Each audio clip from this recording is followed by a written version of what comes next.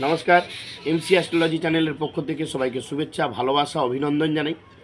আজকে আমি আলোচনা করব আপনাদের সাথে এক বিশেষ গাছ নিয়ে, অর্থাৎ বেল গাছ নিয়ে বা বিল্ব বৃক্ষ নিয়ে আজকে আপনাদের সাথে আলোচনা করব।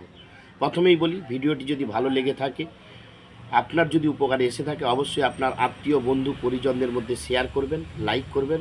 আর যারা নতুন তাদেরকে তো অবশ্যই বলবো সাবস্ক্রাইব করার জন্য। তো প্রথমেই বলবো যে বেলগাছ যারা বাস্তুতে লাগান তাদের কিন্তু বংশ বৃদ্ধি হয়, আর যারা বেলগাছ বাস্তুতে কাটেন তাদের বংশ নাশ হয়। দ্বিতীয়ত বলবো, বেলগাছ যদি সকাল বিকাল যদি দর্শন করেন, তাতে আপনি পাপ থেকে কিছুটা হলেও মুক্তি পাবেন এবং কিছুটা হলেও পুণ্য সঞ্চয় হবে।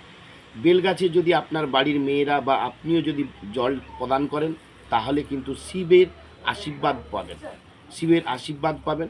এবং বেলগাছের পাশে যদি আকন্দ গাছ লাগানো যায়, শ্বেত আকন্দ গাছ যদি লাগানো যায়, তাহলে কিন্তু বাড়িতে লক্ষ্মী বা লক্ষ্মীর আশীর্বাদ বিরাজ হয়। লক্ষ্মীর ফলস্বরূপ ধন ঐশ্বর্য বৃদ্ধি হতে পারে সংসারে। এবং সবথেকে যেটা বলবো, নবগ্রহের মধ্যে যে রবি গ্রহ আছে, রবি গ্রহের মূল গাছ হচ্ছে যে বিল্ল গাছ বা বেল গাছ। রবির প্রতিকারের জন্য বিল্ল মূল বা বেল গাছের মূল দরকার হয়। সেই জন্য বেল গাছে যদি কোনো বাড়ির মহিলা বা বাড়ির পুরুষ যদি জল প্রদান করে, তাহলে রবিগ্রহ সন্তুষ্ট হয়, এবং রবিগ্রহ সন্তুষ্ট হলে রবিগ্রহ ভালো ফল প্রদান করবে আপনার জীবনে।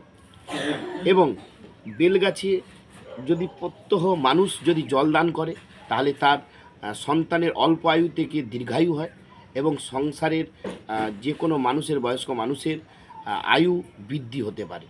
সবাই ভালো থাকুন, সুস্থ থাকুন। আবারও বলবো, ভিডিওটা যদি ভালো লেগে থাকে অবশ্যই লাইক, শেয়ার, সাবস্ক্রাইব করতে ভুলবেন না। নমস্কার।